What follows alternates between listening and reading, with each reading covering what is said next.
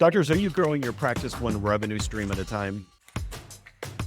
Hi, everybody. Welcome to the KC CHIROpulse Podcast, brought to you by CATS Consultants and Chiro Health USA. We are bringing you cutting-edge information on how to run your practice and bring bottom line.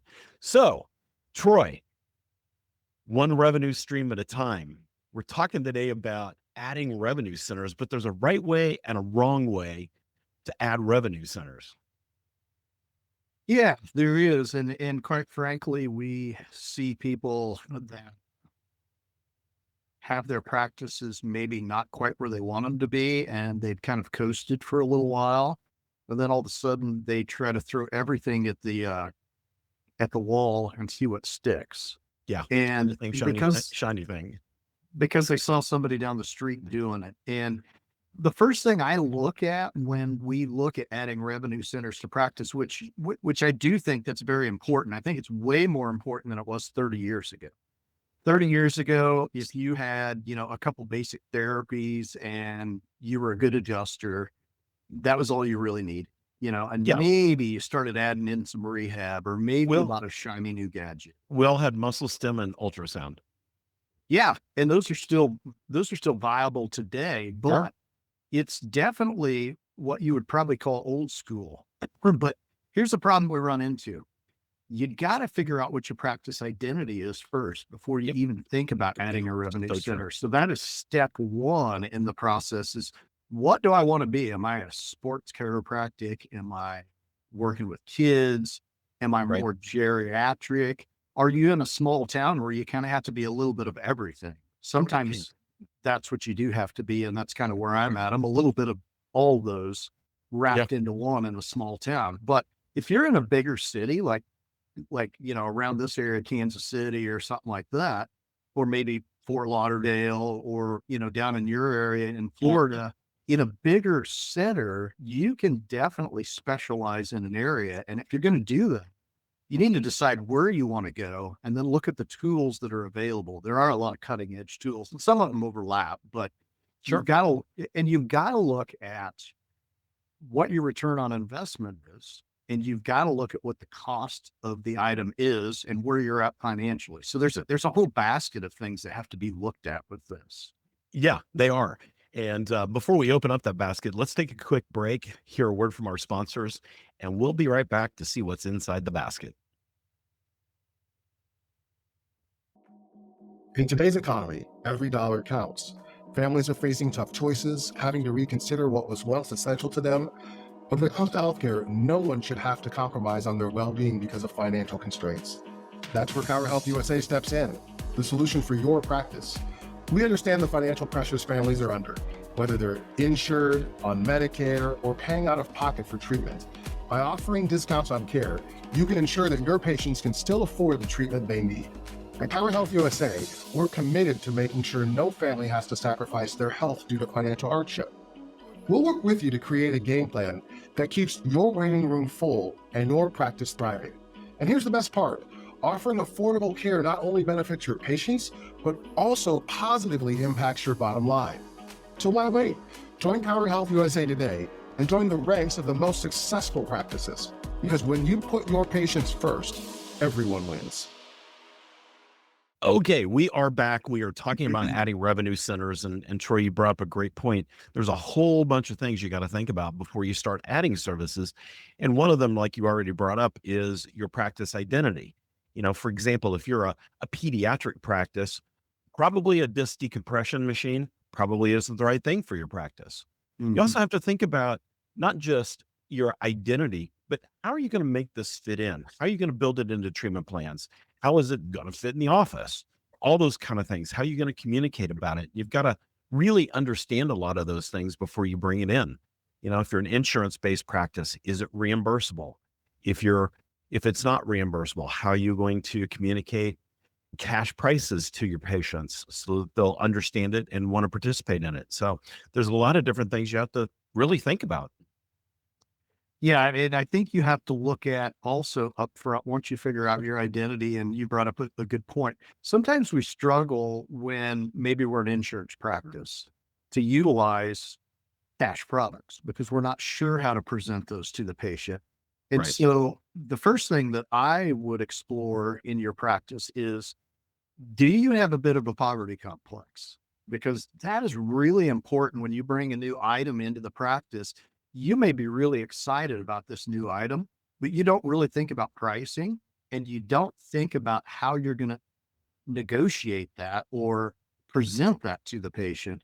Right. And so we leave ourselves with the fear that nobody's going to accept our pricing, and we immediately start discounting pricing, which makes it really hard to get a return on investment. And we see that with Right. folks sometimes that start off with the best of intentions. And then 6 months later, you're looking online and you see that unit for sale for 40% of what they bought it for. And they Yeah. take a huge loss on it because they never used it. Because they I couldn't think get it's anybody to participate. I think it's important that you have a game plan in place. Like for me, when I brought Shockwave into my practice, it was kind of unexpected. I would say that I really didn't have Shockwave on my radar at the time when I did it. But what I did was started in the planning phases before I ever brought it in. I explored pricing. I wanted to figure out, okay, what's this going to cost? I explored what the average cost was to patients all over the United States. I looked at where the price was, what that was, broke it down to determine, okay, how many people do I have to service with this Right. before it becomes break even and before it becomes profitable?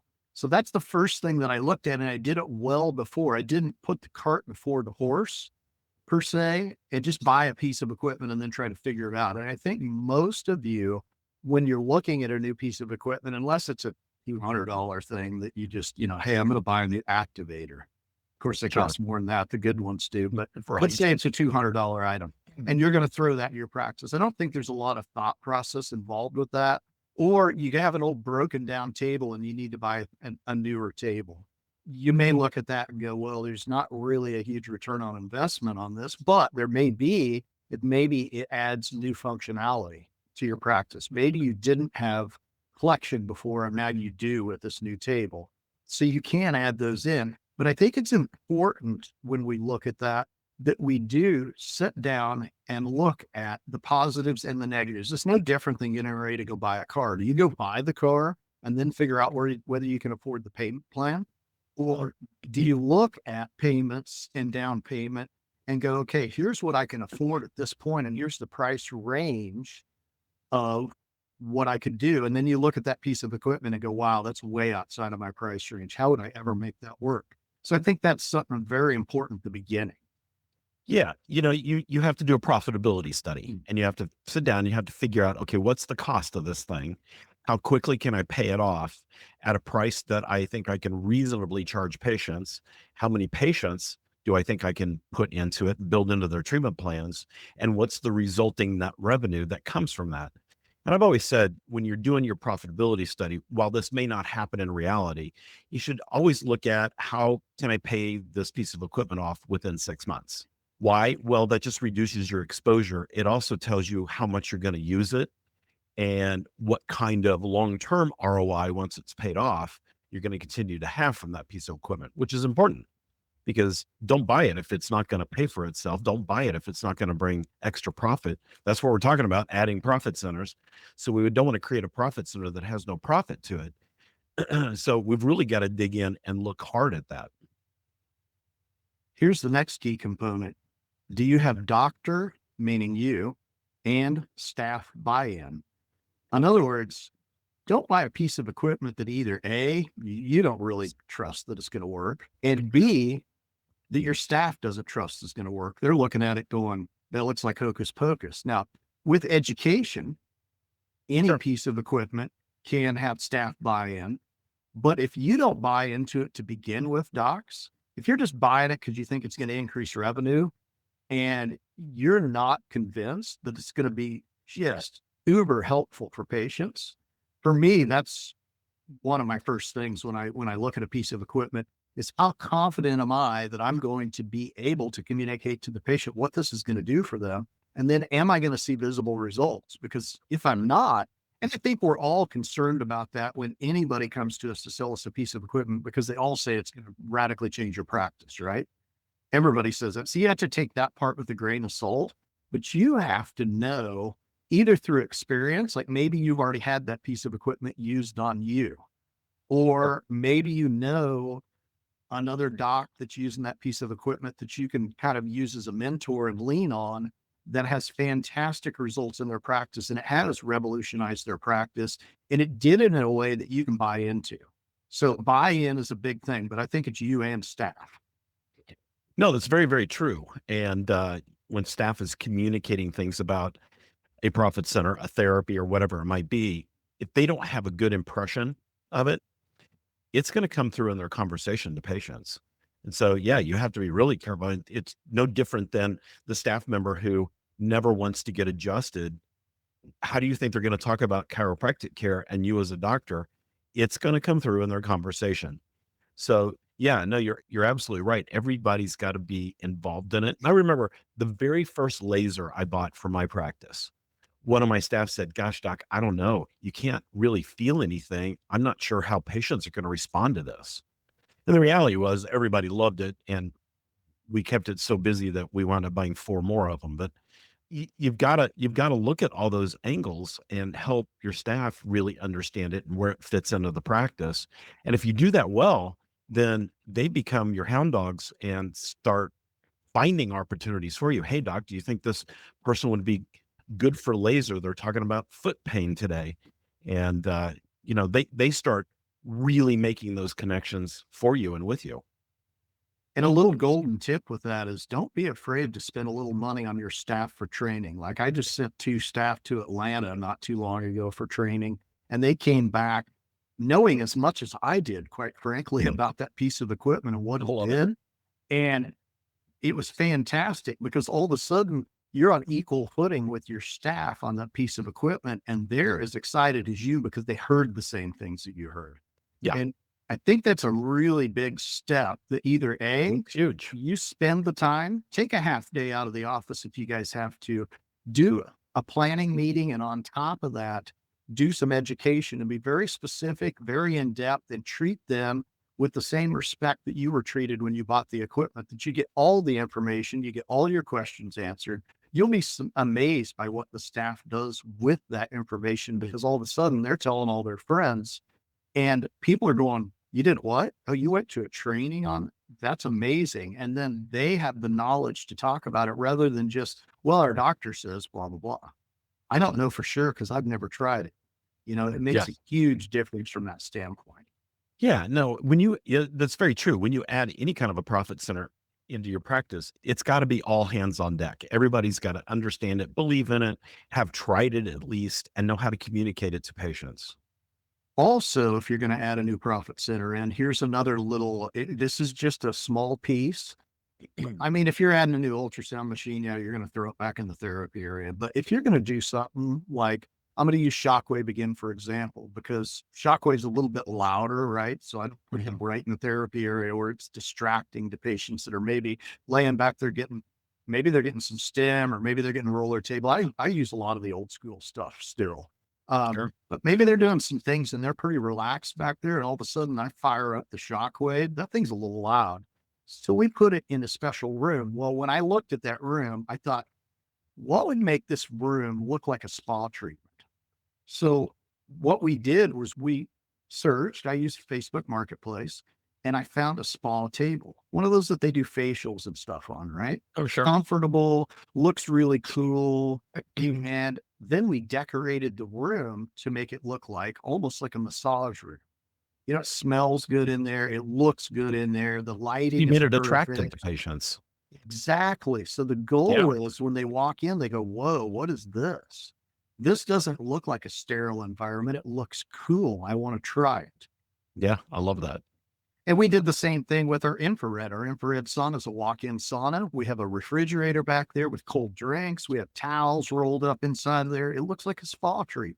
Yeah, that's perfect. And that's exactly what you should do. You have to build it into your practice and make it attractive. And that's a great way to make it attractive. Everybody wants to go relax in the spa for a few minutes every day. And window dressing. And now when you take a picture of that room and you put it up on your web page, it looks attractive. You notice that when you look at spas, they don't ever have pictures of just a yucky looking room with just a table in it. They've always Right. got some flowers. They've got maybe some special lighting, maybe a little waterfall. I've got a little waterfall in my waiting room. That's like, gosh, it was a cheap Amazon thing. Oh It yeah, we just had one of those too. it gurgles and makes a little sound, and people love it. They're like, "Oh my Right. gosh, love that waterfall." It's relaxing. It feels spa-like in here. So adding that new surface and putting some window dressing on it sometimes is a cheap way to do it. The other thing that we did is we put a little basket with earplugs in our room where our shockwave is at in case somebody wanted to protect their ears a little bit while they were doing the shockwave. And so just those little touches, if you sit in a room, and you and I've talked about this a lot, go sit in one of your treatment rooms, whether it's the adjusting room, whether it's even the waiting room. Go sit in the different rooms in your office, sit there for a few minutes. Yeah. Give How's it feel? soak it in. How does it feel? How does it look? Are there marks on the wall from where furniture has hit the wall? Are the floorboards clean? Does the plant that's in there have dust on it? I mean, those are small things, but I'll tell you what, your clients see those. And so if I'm going to add a profit center, I want to make it look as palatable or as attractive as possible to my patient. So when they see it, they say, I want to try this. So Yeah. I think that's an important thing to do in addition to actually looking at the piece of equipment. And I've probably hijacked this conversation, but I think those things sometimes are important but overlooked facts. Oh, I think they're huge. Yeah, I think they're huge. We need to hear another word from our sponsors real quick. We're talking about the importance of adding profit centers.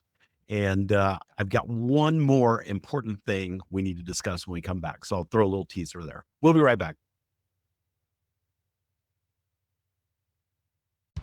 Pat's Chiropractic Consultants, your partner in chiropractic success. We are dedicated with one-on-one guidance to bring you all your practice management needs. Let's supercharge your practice. Give us a call today. Okay, welcome back to the KC CHIROpulse Podcast. We are talking about adding profit centers and the importance thereof.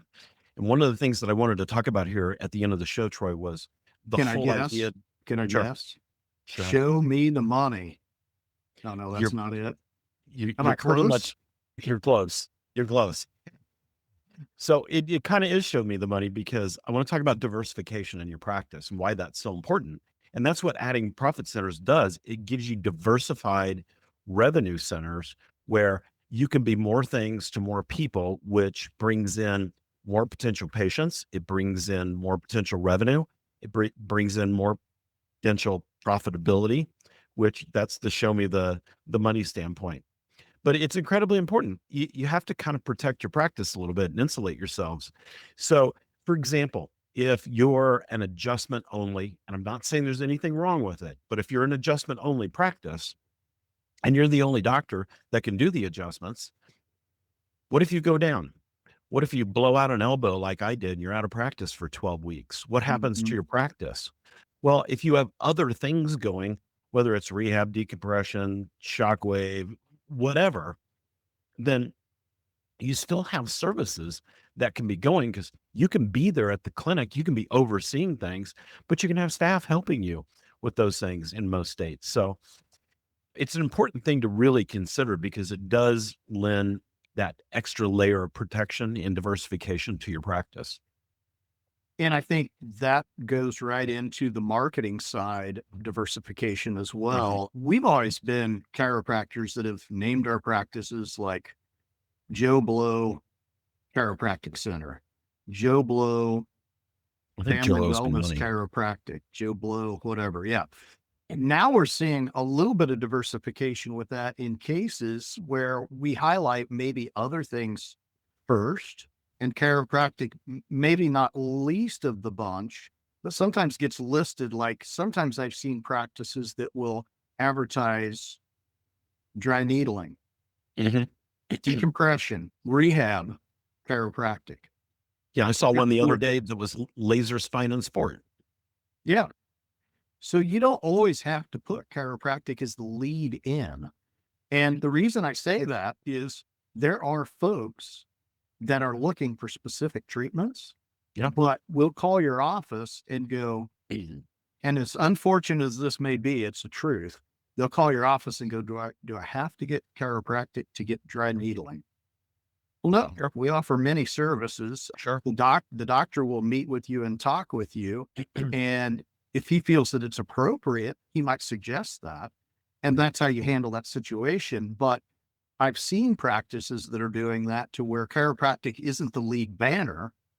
It's just part of the services that they provide. And I don't think there's anything wrong with that. I think sometimes it highlights the fact that we do more than chiropractic, because sometimes folks get stuck thinking that's the only thing you do. Yeah. Agreed.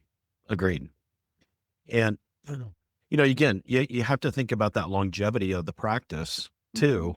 And just think about it from a pure revenue standpoint. If you're a chiropractic adjustment only practice, but you've got a patient who could benefit from some muscle stem and some shockwave therapy, but you don't have it, guess what? If your chiropractic care is taking too long, or if your chiropractic care doesn't come across to the patient as being all in, and they see an ad for the clinic down the street who does chiropractic adjustments plus the shockwave plus the muscle stem, they may leave and go to that. So sometimes we think patients won't pay for extra services. They will when you show value, and sometimes patients will find value on their own. And so being able to offer those things, and here's the other side of it. Your existing patients and your community, they love seeing the fact that you're growing. Oh, Dr. Jones added a new therapy into the practice. Let's go check it out. Let's go hear about it. That sounds really interesting. And patients think it's pretty cool when you add stuff. Yeah. And I think it's important that even on the front windows of your building, I don't think you need to trash it out, but at the same time, tastefully. I pulled up to a friend of mine the other day's office who happens to be a plastic surgeon. And I was looking at the windows on his office, and he had it broke down into sections, like the weight loss section and reconstructive section. And he listed on the windows very tastefully the services that they provide. It was just matter of fact, here's what we do for weight loss. Here's what we do for reconstructive surgery, and I was like, wow, that's cool. Cause there were like 12 things. And I didn't think Wow, that was that's a lot of gaudy. windows. There was like 4 windows, and there were like 3 things on each window, but it just went across the windows. And this was away from the main entrance. It was kind of down the hallway a little bit because he has a decently large office. Then the main windows were pretty clean. It looked like, hey, here's the office. But as you parked, there was a little bit of window dressing off to the side, something to read. And I thought, that's interesting. I mean, because it's not gaudy. Yeah. It wasn't overdone. But yet at the same time, when I pulled up, if I didn't know that, like, let's say I'm there for a reconstructive surgery on, my ear or something, my ear got bit off or something by Mike Tyson, and I'm there for a reconstructive surgery, but I also got maybe a little belly roll that I didn't realize that they do non-surgical type liposuction stuff. Well, now I know. Sure. Yeah. So I think sometimes having that, or even a small banner, if you do window dressings, like I've got window dressings that have kind of our logo on the window. And as you get down to the bottom, even putting some services across the bottom of each window, just a couple, so people see that you do more than chiropractic, that is really a great way to advertise the fact that you've diversified, that you've added services. And those aren't so expensive that if you add another service, you couldn't get another window covering. Sure. I use Banner or something, and they're really, as long as you're willing to put them up yourself. You have to have a little faith in yourself to do it. I was a little nervous the first time, but they're not hard to do. They're not But you that put hard. your own window dressing on the front, you can actually add things to it and change it. Yeah. And, You've probably forgotten that the clinic you and I own together has those great big posters on the window, and they look Yeah. fantastic. yeah, they are. And And the colors look great. Yeah. yeah, they show off our services when you're out in the parking lot or walking by. And Mhm. yeah, those kind of things are great. Put that out there. Put it out there. Let people know Yeah. what you do, what you have. Make sure you're diversified. It's good to be Yeah. diversified. Just make sure you do your ROI analysis, profitability analysis, and that you can afford it and you're going to make some money off of it. It's not just going to sit in a closet somewhere. And if you guys have listened to this point, you probably started at the beginning of this video and you thought, oh man, they're going to talk about ROI the whole time and they're going to beat me to death on the cost of equipment and am I going to make money? We love chiropractic and I love fun new things and implementing in my Absolutely. practice. but there's so much involved in it. But if you get good at implementing new services, you do everything we just said. And quite frankly, I think, especially if you're in a high impact area where people look at your windows, you negate the fact that a lot of people, there's a decreased reach on Facebook, right? People just aren't. And that's really for a lot of us, that's our target audience. If you're doing pediatrics, probably not a lot of them are on Facebook, right? But for your average practice, my 40 to 70-year-old patients, they're all on Facebook. But I'm still getting decreased reach. So if they're driving by, seeing the window dressing, it's fantastic. So I think we utilize all these things when you get ready to put something in place. And quite frankly, here's the most important key if you're going to add a service in your practice. A, you should have a coach that's helping you with this process, number one. Number two, speak with your coach about it before, because they're going to go through all the check boxes, because sometimes we get excited. Have you ever got new car fever? Mike, have you ever got new car fever? I have it right now. Okay. And so, the deal is like, you're like, I'm not serious. I'm just looking, right? And then that another week later turns into, well, that looks pretty cool. To a week later, maybe I should call the dealership. To the next week, you got full blown 103-degree car fever. You're like, I think I should go down and test drive it. And it's over at that point. When you get ready to look at something, sometimes you haven't checked all the boxes. You're just hoping and praying that it's all going to work out. And then you get with one of us and we can either confirm or deny it and say, you know what, that's a great idea. It looks like all the boxes are checked. And you go, because I didn't really go through all that. I wanted to, but I wanted it so bad that I didn't care. Or we look at it and go, hey, this is really not probably the time. Let's put a plan together so we can make the time appropriate 3 months from now.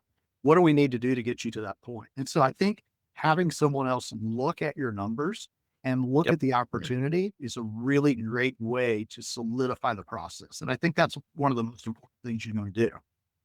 Well, and if you bought something and you're not implementing it the way you thought you would, and you're struggling with the profitability on it, that's another area that we help with. We can help figure out ways to make it work better and look at reasons why it's not working the way it should. So go to catsconsultants.com, check out what we do for doctors to help them improve their profitability on their practices. There's some great downloads there. We appreciate you guys tuning into the KC CHIROpulse podcast each and every week. And a shout out to Chiro Health USA. Go check them out as well. So from all of us here at Cats Consultants, we'll see you guys next time.